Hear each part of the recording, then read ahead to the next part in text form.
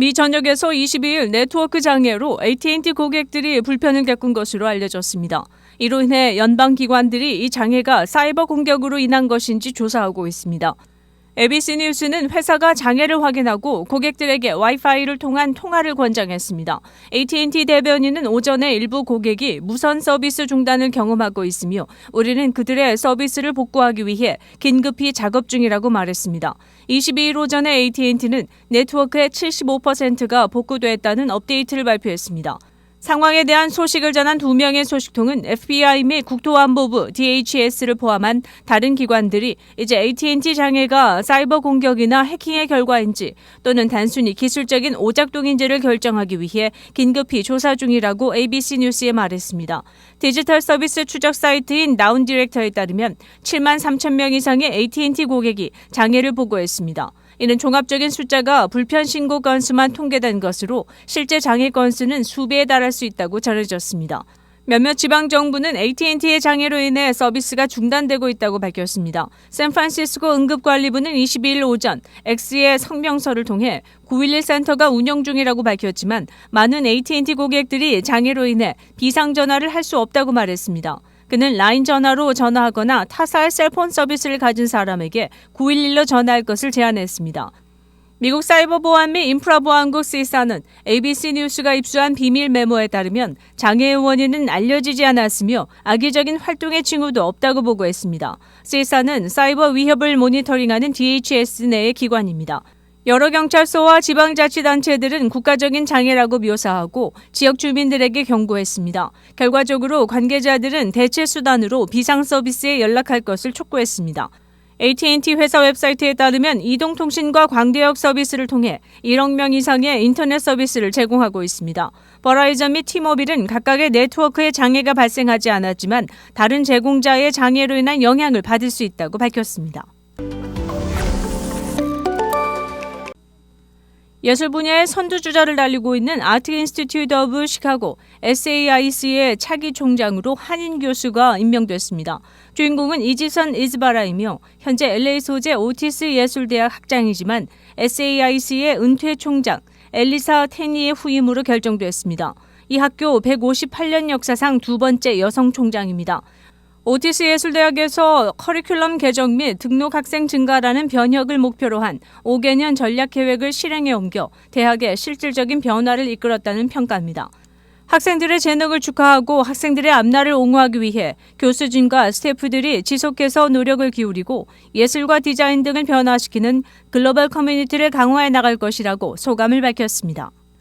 오티스 예술대학 이전에는 오리건 예술공예대학에서 16년간 교수로 재직하면서 예술학도들을 키웠습니다.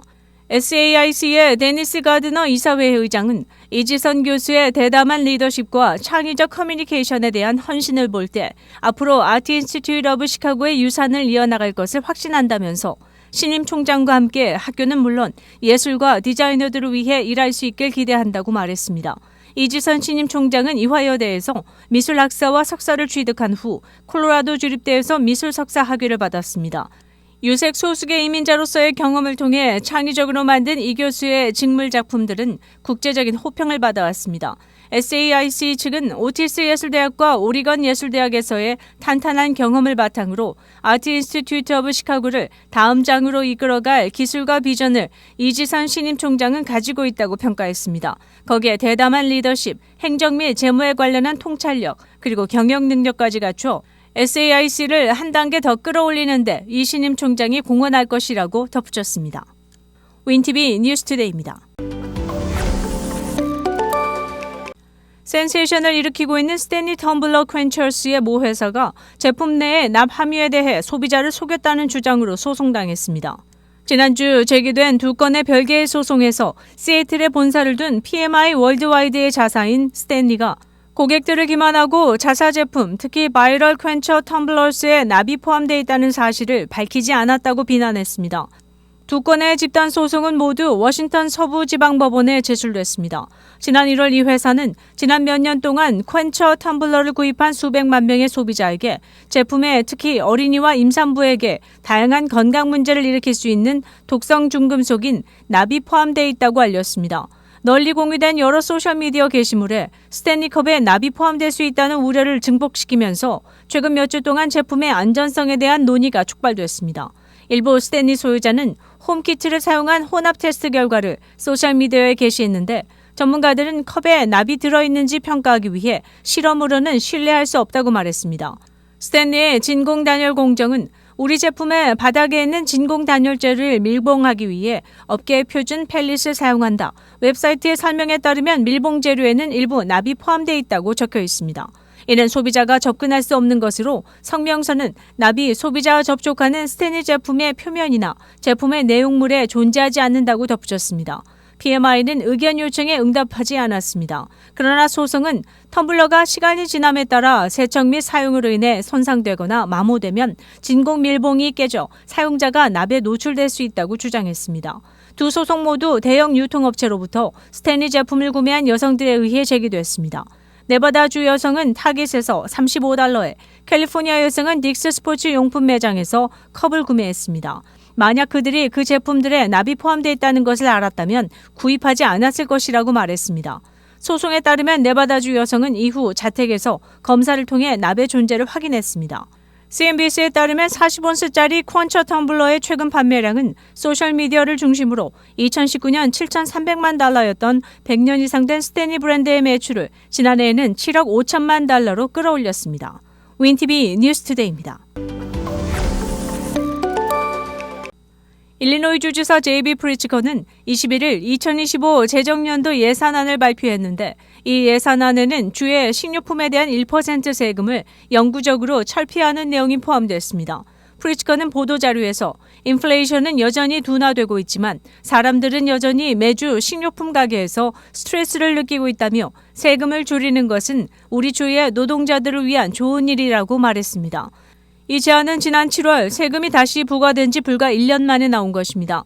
이전 1년 동안 중단된 식료품 세금 부과는 높은 인플레이션으로 고통받는 사람들에게 일시적인 세 경감을 제공하기 위한 것이었습니다. 지난해 6월 기준으로 일리노이주는 전국적으로 식료품 구매에 대한 세금을 부과하는 13개 주 중 하나였습니다.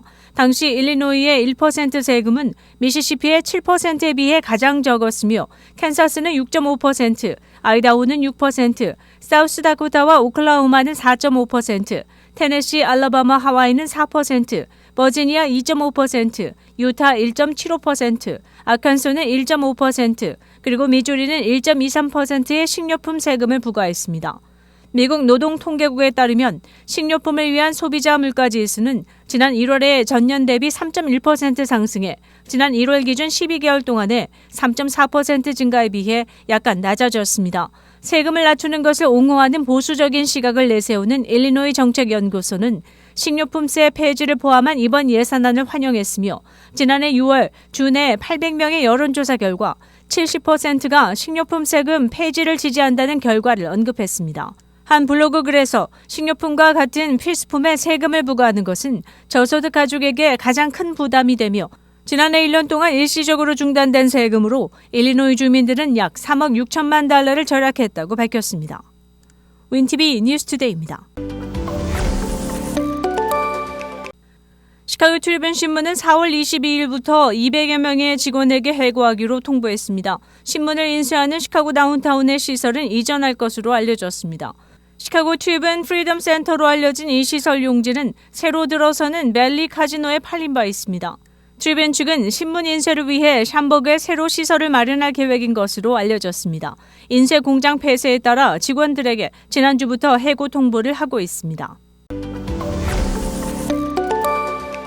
일리노이주 쿡카운티가 최근 2개의 호텔을 사들여 장기 거주시설로 탈바꿈시키고 있습니다. 아파트먼트 스타일의 장기 거주시설로 만들어 전문적 서비스 및 프라이버시 제공은 물론 안정적인 거주지를 만든다는 취지입니다. 20년간 노숙자로 살던 62세의 모리스 버틀러는 최근 전립선암과 신장암 진단을 받고 프라이버시가 보장되는 장소가 필요했습니다.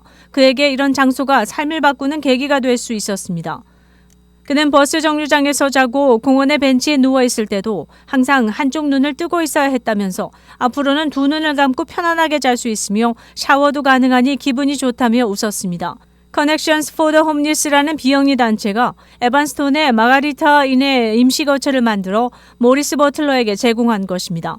이 단체의 관계자는 일반 길거리 등에서 많은 사람에게 노출된 생활을 하는 이들에게 좀 더 안전한 환경을 조성해주고 잠을 잘 수 있는 방을 제공하는 것은 매우 의미 있는 일이라고 강조했습니다.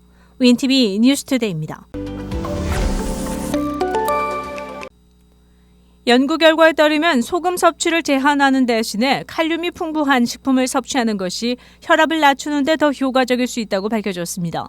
영국 임페리얼 칼리지 런던의 조지 국제보건연구소의 연구팀은 중간 크기 바나나 2개, 시금치 1컵, 큰 고구마에 들어있는 양인 1g의 칼륨을 추가로 섭취하는 것이 고혈압을 관리하는 간단한 방법일 수 있다고 밝혔습니다. 칼륨은 녹색 잎채소, 콩, 견과류, 바나나 등에 풍부하게 함유되어 있습니다. 연구팀은 지난 2021년 중국에서 5년간 2만 995명을 대상으로 소금 대체품과 뇌졸중 사이의 관계를 분석한 연구 논문의 자료를 토대로 분석 작업을 벌였습니다. 이에 따르면 소금 대체품과 뇌졸중 사이의 관계를 분석한 결과 칼륨이 풍부한 소금을 섭취한 참가자들의 혈압이 낮아지고 뇌졸중 및 심장질환 발생 위험이 감소하는 것으로 나타났습니다. 연구팀은 또한 매일 칼륨 섭취량을 1g 늘리면 수축기 혈압이 2mmHg만큼 감소한다는 결과를 제시했습니다. 연구팀은 이어 5년의 연구 기간에 연구 참가자 가운데 3,000명이 뇌졸중을 일으켰지만 칼륨이 풍부한 소금을 섭취한 사람들 사이에서는 뇌졸중을 일으킬 가능성이 14%나 적게 나타났다고 부연했습니다. 이번 연구 논문의 제1저자인 GIGH의 폴리 황 박사는 염화나트륨 과다와 칼륨 부족 모두 고혈압과 뇌졸중, 심장질환, 조기 사망 위험과 연관이 있다면서 염화칼륨이 들어간 소금 대체품을 사용하면 이런 위험을 즉각적으로 낮출 수 있다고 말했습니다. 이번 연구는 저널 오브 휴먼 하이퍼텐션에 발표됐습니다.